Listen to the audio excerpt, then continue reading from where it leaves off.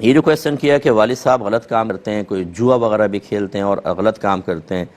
تو بیٹے اگر ان کو سمجھائیں تو یہ صحیح ہوگا کہ یا نہیں ہوگا یا نہیں، اور یہ کیا نافرمانی میں شمار ہوگا؟ دیکھیں، نافرمانی میں تو بالکل نہیں ہو سکتا۔ نافرمانی کا مطلب کیا ہے کہ والد صاحب کوئی حکم دیں اور آپ اس حکم کو نہ مانیں، اس کو کہتے ہیں نافرمانی۔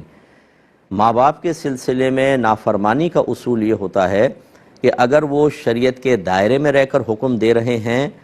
یعنی جائز حکم دے رہے ہیں، تو پھر ان کی فرما برداری کرنی چاہیے، نافرمانی گناہ اور حرام ہوگا۔ اور اگر وہ خلاف شرع حکم دے رہے ہیں، یعنی اگر فرض کر لیں کہ والدی یعنی آپ کے والد یہ کہیں کہ میرے ساتھ جوا کھیلو اور میرا حکم ہے، تو جب اللہ تعالیٰ کی نافرمانی یا معصیت کی طرف، گناہ کی طرف والدین بلا رہے ہوں، تو اس وقت پھر اللہ کی اطاعت کی جائے گی، پھر والدین کے مقام و مرتبے کو نہیں دیکھیں گے، اور اس وقت ان کی نافرمانی کرنا واجب ہوگا،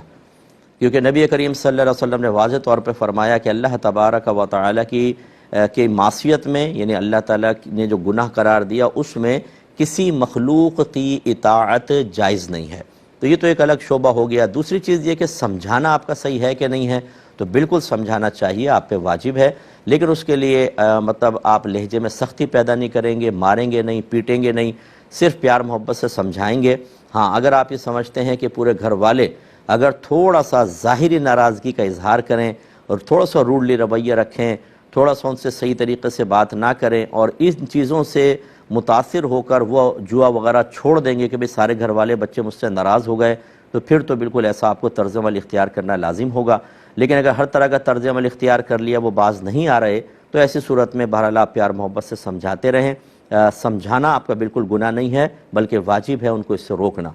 ہاں، یہ ضرور یاد رکھیے گا کہ اگر آپ لوگوں نے ایسا رویہ عام سا رکھا، وہ سب غلط کام کر رہے ہیں، آپ خدمتیں بھی کر رہے ہیں، اور ان کو بالکل یعنی کبھی ان کی اصلاح کے لیے کوئی سنجیدہ رویہ ہی اختیار نہیں کر رہے، جس کی بنا پر وہ گناہوں پر اور دلیر ہو گئے، تو آپ سب کی گرفت ہوگی، یاد رکھیں۔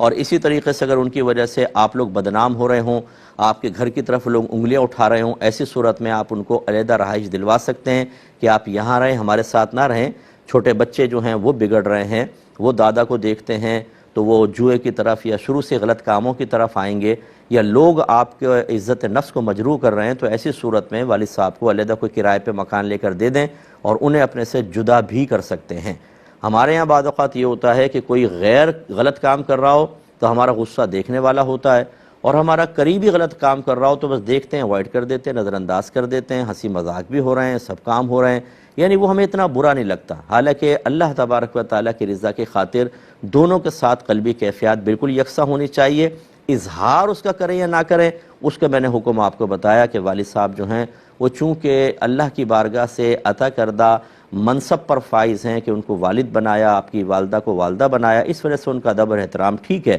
لیکن ان کے غلط کام کے اندر اس طرح کا رویہ رکھنا کہ ان کی حوصلہ افزائی ہو، یہ آپ کے لیے آخرت کی بربادی کا سبب بنے گا۔